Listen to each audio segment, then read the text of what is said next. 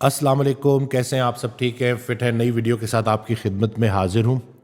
آج کی جو ویڈیو ہے وہ اس لیے بھی بڑی اہم ہے کہ انسان جب اس زندگی میں عمل کرنا شروع کرتا ہے یا علم حاصل کرنا شروع کرتا ہے تو اس کے ساتھ بھی اس پہ اس کی نظر ہونی چاہیے اپنے علم اور اپنے عمل کے اوپر، کیونکہ خطرہ ابھی بھی موجود ہے۔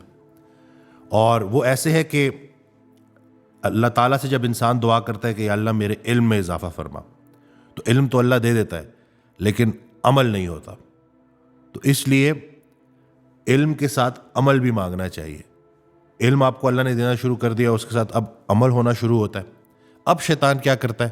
اب آپ سے وہ اخلاص چھین لیتا ہے کہ علم بھی ہے، عمل بھی ہے اور اخلاص نہیں ہے۔ اور اخلاص کیسے چھینتا ہے؟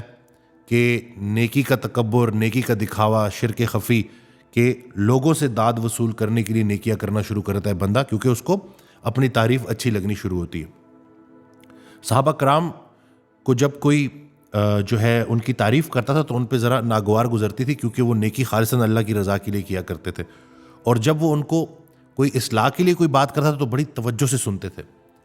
مومن کا آئینہ ہے، یعنی کہ جیسے آپ آئینے کے سامنے کھڑے ہوتے ہیں نا، تو آئینہ آپ کو بتا دیتا ہے کہ بال یہاں سے ٹھیک کر لیں، یہاں غلطی ہے یہ، یعنی کہ وہ آپ سے کچھ چھپاتا نہیں ہے۔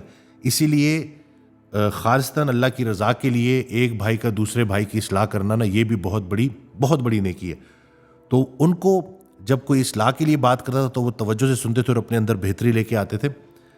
اللہ کی رحمت میں داخل ہونے کا ایک جو سب سے بڑی نشانی ہے نا، کہ جب انسان کے اوپر اپنی غلطیاں عیاں ہونی شروع ہو جائیں، کہ وہ دیکھے کہ اچھا بھائی واقعی میرے اندر ابھی بڑی اصلاح کی ضرورت ہے۔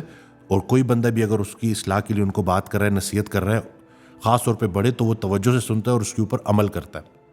تو آپ جب بھی دیکھیں کہ اللہ تعالیٰ نے آپ کو علم عطا کیا، اس کے ساتھ آپ کا عمل بھی ٹھیک ہو گیا، تو اس کے ساتھ ساتھ اخلاص کا ہونا بڑا ضروری ہے۔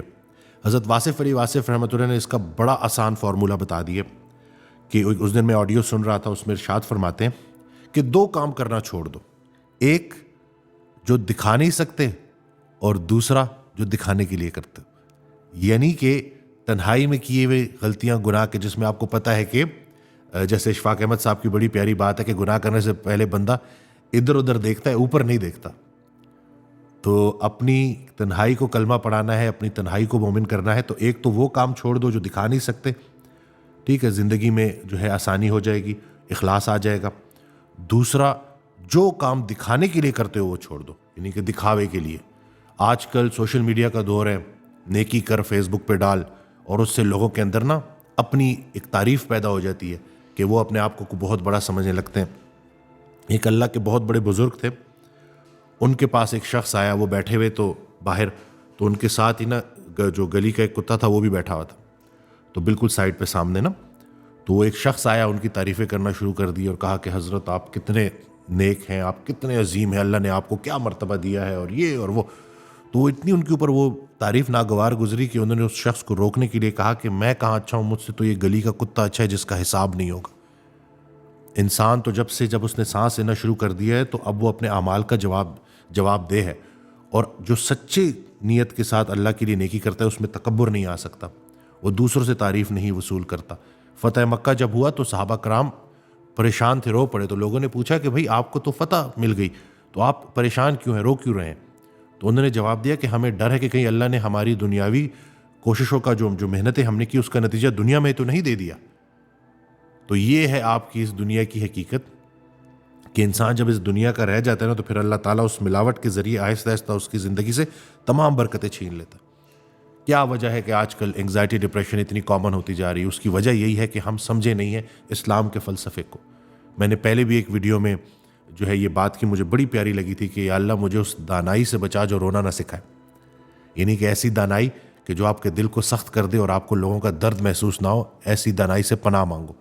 یا اللہ مجھے ایسے فلسفے سے بچا جو خوش ہونا نہ سکھائے۔ اگر آپ کا جو بھی فلسفہ ہے وہ آپ کی زندگی میں آپ کو خوش نہیں کر رہا، آپ اللہ کا شکر نہیں ادا کرے، تو ایسے فلسفے سے بھی جان چھڑائیں۔ ایسا فلسفہ صرف اور صرف بربادی ہے۔ اور یا اللہ مجھے ایسی عظمت سے بچا جو جھکنا نہ سکھائے، یعنی کہ اگر آپ کے اندر عاجزی نہیں آ رہی تو اس کا مطلب ہے کہ وہ جو مرتبہ ہے نا، وہ آپ کو تکبر کی اس حد پہ لے جائے گا کہ جہاں پہ آپ میں اور فرعون میں کوئی فرق نہیں رہے گا۔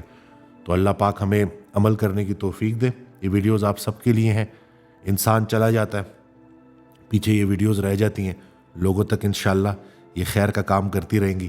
میرے پاس جب لوگ آتے ہیں اور جب وہ اتنے پریشان ہوتے ہیں اور جب میں دیکھ رہا ہوتا ہوں کہ ان کو کوئی سمجھانے والا نہیں ہے, بتانے والا نہیں ہے, ایک دوڑ ہے جس میں پڑے ہوئے ہیں, اور حقیقت یہ ہے کہ کچھ ہی عرصے میں 50 سال میں آپ دیکھ لیں, 50 سال کے اندر آبادی بڑھ جاتی ہے اور بندہ ایک بھی آپ کا واقف نہیں رہتا.